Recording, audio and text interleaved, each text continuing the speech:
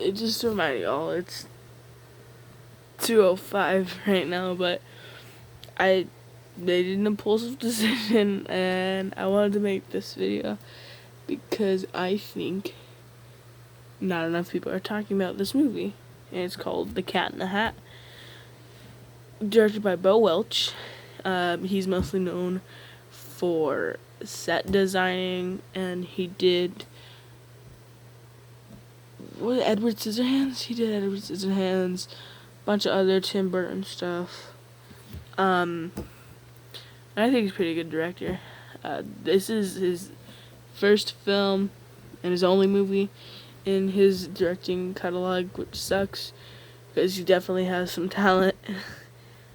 But I just kind of think The Cat in the Hat is a masterpiece in ways. I'm not even being ironic. Like, I like this movie more than I like Rocky. That's how good this movie is. So The Cat in the Hat stars Mike Myers as the cat in the hat. Whoa. Stars Mike Myers as the cat in the hat, and he does a pretty good job. I think he sells it, doesn't he? He plays the cat in the hat pretty well. Yeah, she nodded. But I think he did a pretty good job, especially what he was given with all the source material. I think he did his own research. All of that was carefully put together. But before I go into like the depths of this movie, I'm gonna talk about just like basic stuff where you can tell like, oh, cinematography stuff. So cinematography is very effective. There's a lot of foreshadowing in the film. It feels like Bong Joon-ho directed it. Memories of Cats. And like the sets are actually amazing in a way. I mean, Bo Welch is very experienced with this film, but I'm just gonna see who the set designer was, if not Bo Welch. Okay. But I'm still gonna keep on talking about this movie. So, the set design was amazing, and I think the cinematography is done very, very well. I think it's really great. Who did the cinematography on this movie? Emmanuel Lubezki, who did one of the best looking films of all time, The Tree of Life. And he did Birdman, Gravity, Children of Men, and The Revenant. A lot of Alejandro Iñárritu and Alfonso Cuarón movies. The composer, David Newman, he did the 1988 movie Heathers, which has a really good movie, really good music. He also did The Nutty Professor, really good movie. I would recommend that one a lot. Does it show any like set designers? I don't think it does on this site, but we're just gonna say Bo Welch for now because he has enough experience in that field that they would give it to him and not just someone else because he does a pretty good job. The two child actors were really good. I thought for their characters, you know, Conrad is just this really bratty character, and what's his name did a really good job playing and portraying this bratty character. He sold it to me. He made me think that he was a dork in real life. Dakota Fanning was amazing. Oh, Spencer Breslin. That was Conrad. But Dakota Fanning was amazing. She was almost as good as her role in Charlotte's Web and Twilight Eclipse. But those are movies for another time. Those are other like really good movies for another time. By the way, I'm joking about those movies being good because those are terrible. I do think, however, The Cat in the Hat is a good film. And I'm gonna get to my point sooner or later. Well, I'm still making my point, but I'm gonna get to my main point later.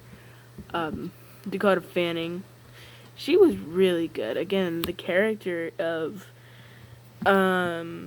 Sally is just, she's bratty, but in a different way. She's like bossy. She wants to be in control of everything. Like, there's a really good quote in the movie where Kat says, "You're a control freak and you're a rule breaker. That'd be $85. Who's your insurance broker?" And that really stuck with me for a while, because like it really tells you subtly how these characters are, and I think it's pretty good. Again, let me clarify, I am not joking when I say I think The Cat in the Hat is a good movie. Now here's where I kind of get to my main point. What people don't really realize or mention in this film is that there's a really good arc going on with the two characters of Sally and Conrad. Their arcs is Conrad realizes how much of a brat he's being and how much of a bad person he is to his mother. It's really well done in the argument scene in the beginning, where him and his mother are just going at it. And the mother is a really good actress. I don't know what she's in, but her face looks familiar, and she was really good. She was really good at playing the mom. But their fight they had really showed you, like, okay, this is him before, and this is him after. He's cleaned up. He's kind of, it's like Alex's arc from A Clockwork Orange, but only he doesn't go back to being evil. He stays this way from what we know. And you could tell that his mother very much appreciates it. I mean, that goes for both of the kids in general. Like, Sally's arc is she realizes, like Conrad, she's like, oh my god, why am I being this way? Why am I so bossy? It's really shown in the birthday party scene where she's like, oh, maybe I am just a big bummer and control freak around all my friends, and that's why I'm not having a real relationship with them. And it's really well done. I also want to touch on the music a little more, because the composer really outdone himself. Like, he did a great job. I'm not even joking. He did a really good job. From 1 minute, it can just go from, like, this kind of army marching, like, to this, like, this whimsy charm of the music, and it fits really well with the story and what's happening in the scenes. He can really tell. He can really put the music in sort of the tone. Like, as the tone shifts, so does the music. And it's really well done. I mean, yes, there are some problems that I have with it. I mean, the only main one, or the only two ones that I have, is something to do with racism in the movie. The character of Mrs. Kwan, it's really offensive. And also the CGI in one of the scenes where they're in the mother of all messes looks pretty bad, but that's all my complaints with this movie. That's it. Everything else I love. This movie is genuinely a masterpiece. All of the main actors have been in the really great movies in the past, or like just in general. Like Mike Myers, he was in Inglourious Bastards, and then Dakota Fanning, she was in Once Upon a Time in Hollywood. And the mother, Joan Walden, that's not the actress's name, but that's what we call her. She was in this really, really good movie called Dusk Till Dawn. I don't know if you've heard of it. And then, of course, we have Spencer Breslin, Conrad, who was in The Happening, which I feel like this movie brings out the fun in a lot of people. There's tons of very funny internet memes across the web associating with The Cat in the Hat. And the film has had a very big impact on society and culture in general. Here we have a wonderful meme about The Cat in the Hat in Suicide Squad. She was fearless and crazier than him. She was his queen, and God help anyone that dared to disrespect his queen. There we got some wonderful artwork by DH Cat in the Hat Memes Facebook. Go head over to DH Cat in the Hat's Facebook if you want to see some more dank. We have another wonderful Fast and the Furious meme with Vin Diesel looking like an a-hole as general. And then the Cat in the Hat looking like a god, an epic gamer man. And then last but not least, we have this wonderful Spider-Man meme with the spider biting him, turns into Spider-Man, and then the cat biting someone turns into Mike Myers. So you get the whole gist. I haven't even touched on the character of the fish, who was arguably one of the funniest people in the movie. The voice actor, Sean Hayes, he did a really good job. Again, like everyone playing their character, and everyone did phenomenally. I think it's their best performances in this movie. Every one of the actors and actresses, best performances, debatably.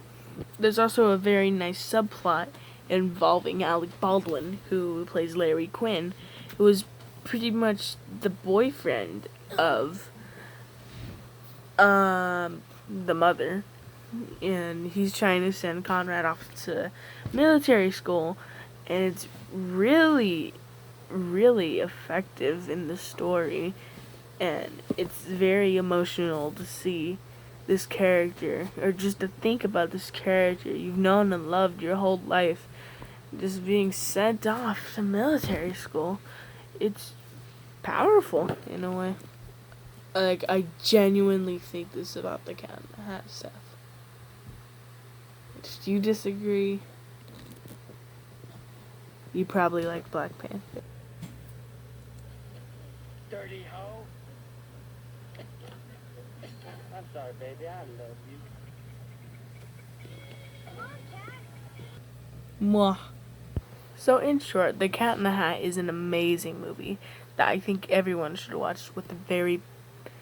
The Cat in the Hat is an amazing movie with a very, very powerful message. I think everyone should watch because it definitely could change you as a person. I mean, many media can do it, but I feel like Cat in the Hat just has something special to it.